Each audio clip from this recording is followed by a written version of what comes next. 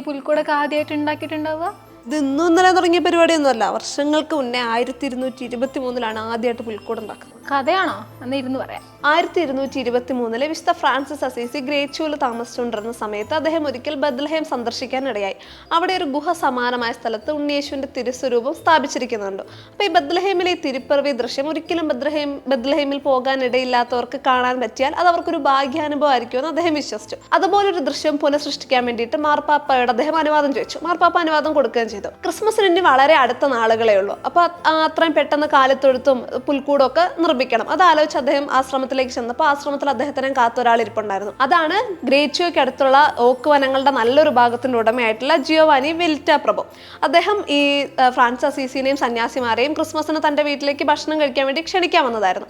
അത് ക്ഷണിച്ചപ്പം Francis Assisi പ്രഭുവിനോട് പറഞ്ഞു, നിങ്ങൾക്ക് എന്നെ സഹായിക്കണമെന്ന് ആഗ്രഹം ഉണ്ടെങ്കിൽ ഈ വനത്തിൽ എനിക്കൊരു കാലിത്തൊഴുത്ത് തയ്യാറാക്കി തരുമോ എന്ന് ചോദിച്ചു. ഉണ്ണിയേശു പറഞ്ഞ കാലിത്തൊഴുത്ത് പോലെ തോന്നിപ്പിക്കുന്ന ഒരു കാലിത്തൊഴുത്ത് സൃഷ്ടിച്ചു തരുമോ എന്ന് ചോദിച്ചു. എന്നിട്ട് ക്രിസ്മസിന്റെ അന്ന് നമുക്ക് എല്ലാവർക്കും ഇവിടെ ഇരുന്ന് തന്നെ ഭക്ഷണം കഴിക്കാം, പുൽക്കൂട് കാണാൻ വരുന്നവരോടും കൂടെ ഒപ്പം വരുന്ന എല്ലാവർക്കും കൂടെ ഭക്ഷണം കഴിക്കാമെന്ന് പറഞ്ഞു. ഫ്രാൻസിസ് അസീസി പറഞ്ഞതുകൊണ്ട് തന്നെ പ്രഭു അത് സമ്മതിക്കുകയും ചെയ്തു. പക്ഷേ ഈ വനത്തിൽ എവിടെ പുൽക്കൂട് ഉണ്ടാക്കുമെന്ന് അവർക്കറിയില്ലോ. അപ്പോൾ എവിടെ ഉണ്ടാക്കുമെന്ന് ഫ്രാൻസിസ് അസീസിയോട് ചോദിച്ചപ്പോൾ അദ്ദേഹം 2 കല്ലുകൾ തമ്മിൽ കൂട്ടി ഉരച്ച് തീ ഉണ്ടാക്കി ആ തീ ഒരു മരക്കൊമ്പിലേക്ക് പകർന്ന് ആ മരക്കൊമ്പ് ചുറ്റി വനത്തിലേക്ക് എറിഞ്ഞു.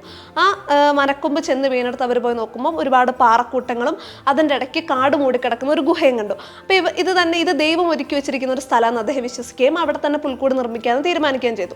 അതിനുശേഷം പ്രഭുവിന്റെ നേതൃത്വത്തിൽ അവിടെ അവർ പുൽക്കൂട് നിർമ്മിച്ചു. അപ്പോൾ ഈ പുൽക്കൂട് നിർമ്മിക്കുന്ന വാർത്ത ആ ദേശത്താകെ പടർന്നു. അപ്പോൾ എല്ലാവരും ക്രിസ്മസ് ആവാൻ വേണ്ടി കാത്തിരിക്കുകയാണ്, കാരണം ഈ പുൽക്കൂട് കാണാൻ വേണ്ടിയിട്ട്.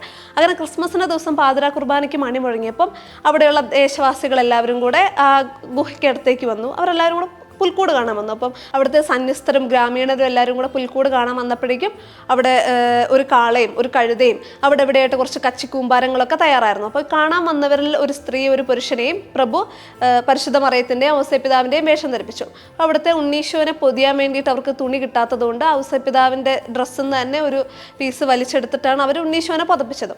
അപ്പം ഈ കാഴ്ച ഒരു യഥാർത്ഥ തിരുപ്പിറവിയുടെ ഒരു ദൃശ്യം തന്നെ അവിടെ വന്നവർക്ക് സമ്മാനിച്ചു. പിറ്റേ വർഷം തൊട്ട് ഇറ്റലിയിലെ പല പള്ളികളിലും ഇതുപോലെ പുൽക്കൂടുകൾ നിർമ്മിക്കപ്പെട്ടു. പക്ഷെ ജീവനുള്ള രൂപങ്ങൾക്ക് പകരം മരം കൊണ്ടോ മണ്ണുകൊണ്ടോ ഒക്കെ ഉണ്ടാക്കിയ രൂപങ്ങളായിരുന്നു പുൽക്കൂട്ടിൽ വെച്ചിരുന്നത്. 1228 അതായത് വിശുദ്ധ ഫ്രാൻസിസ് അസീസിനെ വിശുദ്ധനായിട്ട് പ്രഖ്യാപിച്ച വർഷം തന്നെ അദ്ദേഹത്തിന്റെ ആഗ്രഹപ്രകാരം പുൽക്കൂട് നിർമ്മിച്ച സ്ഥലത്ത് ഒരു ചെറിയ പള്ളിയും നിർമ്മിക്കപ്പെട്ടു. 2023 ക്രിസ്മസ്, അതായത് ഇത്തവണത്തെ ക്രിസ്മസ് ആദ്യമായിട്ട് പുൽക്കൂട് ഉണ്ടാക്കിയതിന്റെ 800-ാം വാർഷികം കൂടിയാണ്.